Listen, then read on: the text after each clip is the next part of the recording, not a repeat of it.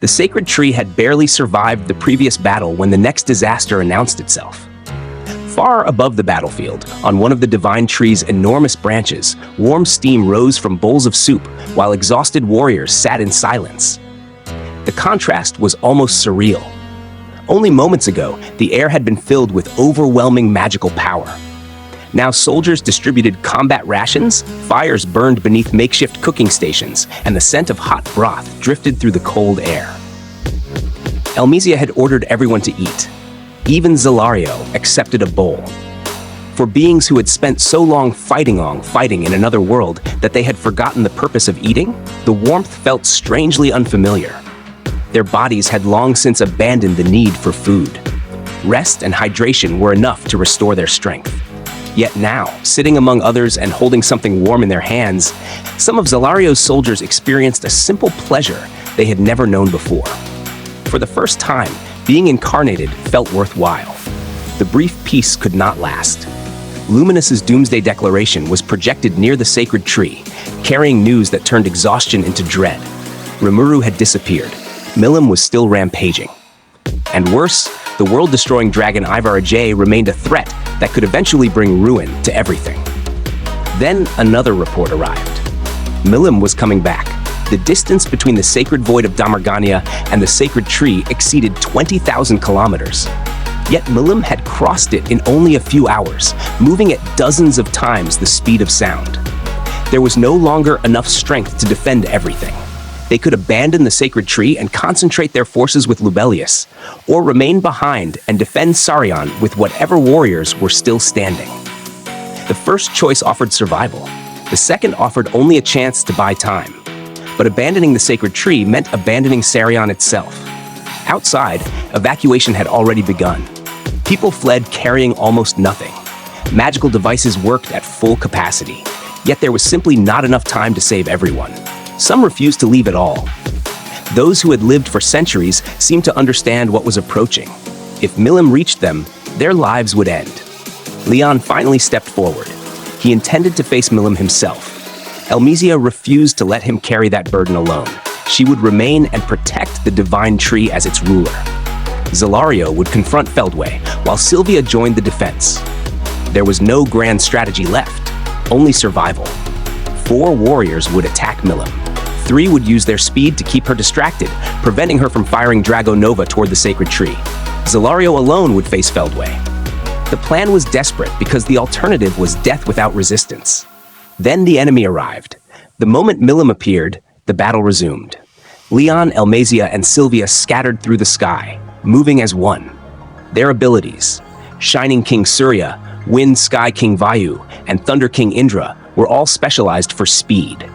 By fixing portions of space beneath their feet, they could run through empty air itself.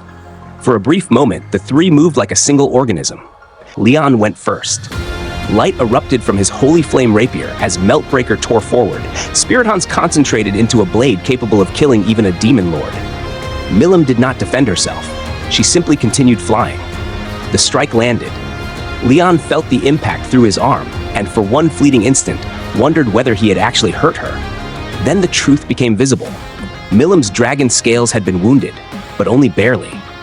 The Spiridons could not penetrate the star particles beneath them, and the damage regenerated almost immediately. The wound vanished. Silvia attacked next. The result was the same. Their strongest techniques could not even meaningfully injure her. Yet Milim continued toward the sacred tree. The 3 increased their speed. Elmesia strengthened them with the blessing of wind, while Leon and Silvia attacked repeatedly, forcing Milim to react. Then Milim changed. A sudden gust tore through the sky. Leon and Silvia were thrown aside, and a mass of magical energy screamed past them before exploding in the distance. Milim had fired a casual magical bullet. Elmesia had barely moved the 2 out of its path in time. The realization settled over them with chilling clarity. One mistake meant death. And Milim was getting faster. Her fighting instincts were adapting. Their carefully planned advantage in speed was disappearing, little by little. Worse, Milim recognized Elmesia as the center of their coordination. She stopped chasing Leon. She stopped chasing Silvia. She targeted Elmesia. The game of evasion became a hunt. Elmesia ran through the sky, changing direction again and again, but Milim's magic perception followed every movement. Leon pushed himself beyond his limits, desperately trying to intercept her, yet Milim's reaction speed continued to rise. There was nowhere left to run. Elmesia knew it. The enormous presence approaching behind her felt less like an opponent and more like an approaching natural disaster. Milim was the Dragon Princess, daughter of the Creator God, a being whose existence belonged to another level entirely. For a moment, Elmesia thought of Rimuru. He had always possessed that impossible quality, the ability to make hopeless situations somehow turn in his favor. She remembered how calmly he had claimed he would stop Diablo if the Primordial ever went berserk. At the time, she had admired his confidence. Now she finally understood it. Rimuru had been the wild card that made impossible situations feel survivable. And he was gone. Milim drew closer. Elmesia closed her eyes. The impact never came. Instead, something small appeared between them. A tiny dragon, less than a meter long, hovered directly in front of Elmesia, with its back turned toward Milim. Its strange cry pierced the air. Milim stopped, only for an instant. But that instant was enough. A young girl floated behind the little dragon, holding it gently in her arms.